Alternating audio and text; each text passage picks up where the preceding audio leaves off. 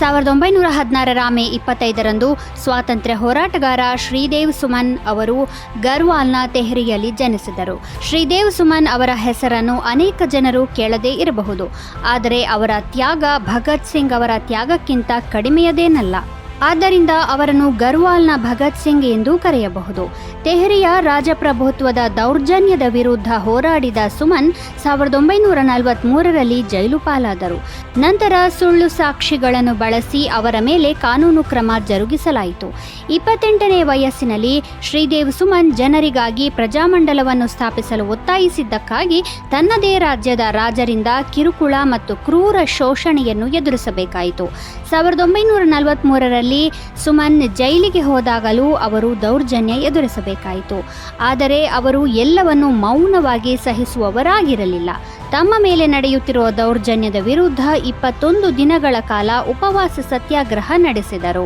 ಅವರು ತಮ್ಮ ಸಂದೇಶವನ್ನು ರಾಜನಿಗೆ ತಿಳಿಸಬೇಕೆಂದು ಬಯಸಿದ್ದರು, ಆದರೆ ಅದು ಸಂಭವಿಸಲಿಲ್ಲ. ಅವರು ಪ್ರತಿಭಟನಾತ್ಮಕವಾಗಿ 1944ರ ಮೇ 3ರಿಂದ ತಮ್ಮ ಐತಿಹಾಸಿಕ ಆಮರಣಾಂತ ಉಪವಾಸವನ್ನು ಪ್ರಾರಂಭಿಸಿದರು.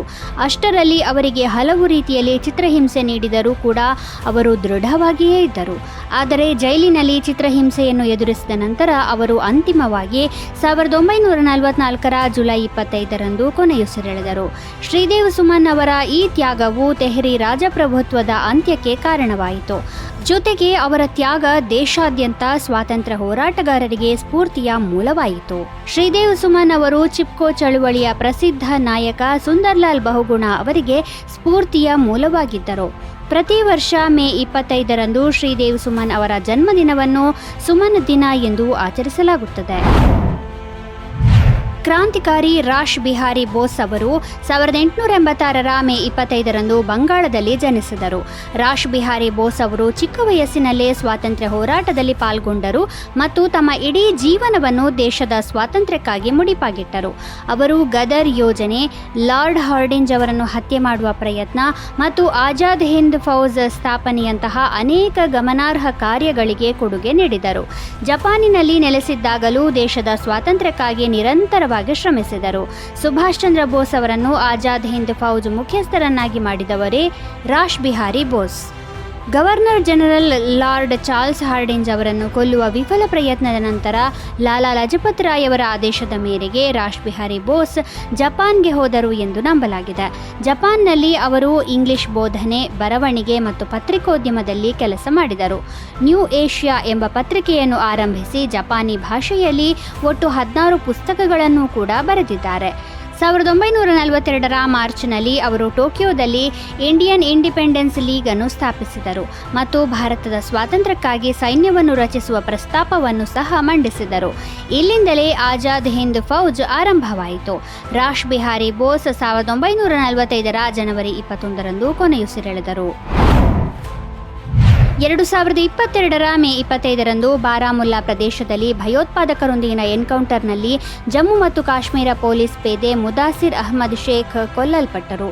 ಭಯೋತ್ಪಾದಕರು ಅಂದು ಅಮರನಾಥ ಯಾತ್ರೆಯಲ್ಲಿ ಭಾಗವಹಿಸುವ ಜನರನ್ನು ಗುರಿಯಾಗಿಸಲು ಹೊರಟಿದ್ದರು. ಆದರೆ ಮುದಾಸಿರ್ ಅಹ್ಮದ್ ಅವರು ಭಯೋತ್ಪಾದಕರ ಕ್ರೂರ ಪ್ರಯತ್ನವನ್ನು ವಿಫಲಗೊಳಿಸಿದರು. ಗಾಯಗೊಂಡಿದ್ದರೂ ಸಹ ಮುದಾಸಿರ್ ಭಯೋತ್ಪಾದಕರ ವಿರುದ್ಧ ಹೋರಾಡುವುದನ್ನು ಮುಂದುವರೆಸಿದರು.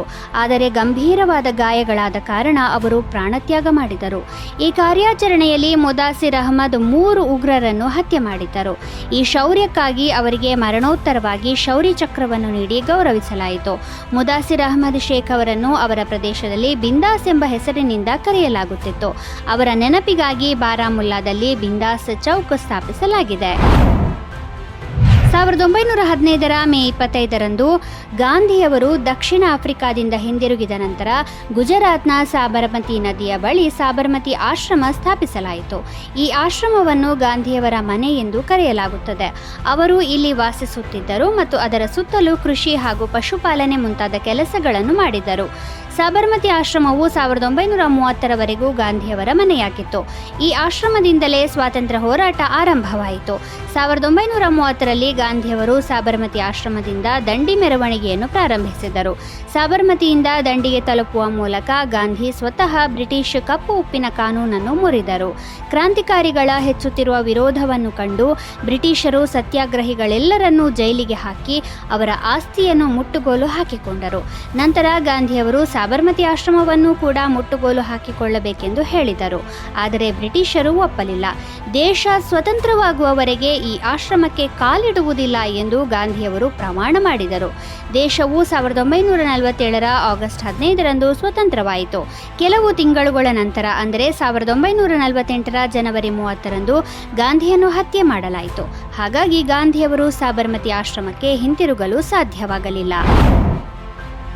2013ರ ಮೇ 25ರಂದು ಛತ್ತೀಸ್ಗಢದಲ್ಲಿ ಕಾಂಗ್ರೆಸ್ ಬೆಂಗಾವಲು ಪಡೆಯ ಮೇಲೆ ನಕ್ಸಲೀಯರು ದಾಳಿ ನಡೆಸಿದರು. ಈ ದಾಳಿಯಲ್ಲಿ ಕಾಂಗ್ರೆಸ್ನ ಅಂದಿನ ರಾಜ್ಯಾಧ್ಯಕ್ಷ ನಂದಕುಮಾರ್ ಪಟೇಲ್, ಮಾಜಿ ಕೇಂದ್ರ ಸಚಿವ ವಿ.ಸಿ. ಶುಕ್ಲಾ, ವಿರೋಧ ಪಕ್ಷದ ಮಾಜಿ ನಾಯಕ ಮಹೇಂದ್ರ ಕರ್ಮಾ ಸೇರಿದಂತೆ 33 ಮಂದಿ ಸಾವನ್ನಪ್ಪಿದ್ದರು. ಮಾಹಿತಿಯ ಪ್ರಕಾರ ಈ ದಾಳಿಯ ಪ್ರಮುಖ ಗುರಿ ಮಹೇಂದ್ರ ಕರ್ಮಾ ಆಗಿದ್ದರು. ನಕ್ಸಲೀಯರು ಅವರನ್ನು ತಮ್ಮ ದೊಡ್ಡ ಶತ್ರು ಎಂದು ಪರಿಗಣಿಸಿದ್ದರು. ಯಾಕೆಂದರೆ ಅವರು ಸಲ್ವಾ ಜುಡುಮ್ ಅನ್ನು ಮುನ್ನಡೆಸಿದ್ದರು. ಛತ್ತೀಸ್ಗಢದಲ್ಲಿ ನಕ್ಸಲೀಯರ ಹಿಂಸಾಚಾರದ ವಿರುದ್ಧ ನಡೆದ ಆಂದೋಲನವೇ ಸಲ್ವಾ ಜುಡುಮ್. ಮಹೇಂದ್ರ ಕರ್ಮಾ ಅವರ ದೇಹದ ಮೇಲೆ ನಕ್ಸಲೀಯರು ಸುಮಾರು 100 ಗುಂಡುಗಳನ್ನು ಹಾರಿಸಿದ್ದರು. 2013ರಲ್ಲಿ ಛತ್ತೀಸ್ಗಢ ವಿಧಾನಸಭೆ ಚುನಾವಣೆಗೂ ಮುನ್ನ ಈ ಘಟನೆ ನಡೆದಿತ್ತು. ಈ ವಿಷಯವು 2024ರಲ್ಲಿ ಮತ್ತೊಮ್ಮೆ ಚರ್ಚೆಯಲ್ಲಿದೆ. ಈ ವಿಚಾರವಾಗಿ ರಾಜ್ಯ ಗೃಹ ಸಚಿವ ವಿಜಯ್ ಶರ್ಮಾ ದೊಡ್ಡ ಹೇಳಿಕೆ ನೀಡಿದ್ದಾರೆ. ಜಗದಲ್ಪುರದಲ್ಲಿ ಪತ್ರಕರ್ತರೊಂದಿಗಿನ ಚರ್ಚೆಯ ವೇಳೆ ಜೀರಂ ವರದಿಯನ್ನು ಸರ್ಕಾರ ಸಾರ್ವಜನಿಕಗೊಳಿಸಲಿದೆ ಎಂದು ಹೇಳಿದ್ದಾರೆ. ವಾಸ್ತವವಾಗಿ ಈ ಘಟನೆಯು ಜೀರಂ ಕಣಿವೆಯ ಬಳಿ ನಡೆದಿತ್ತು.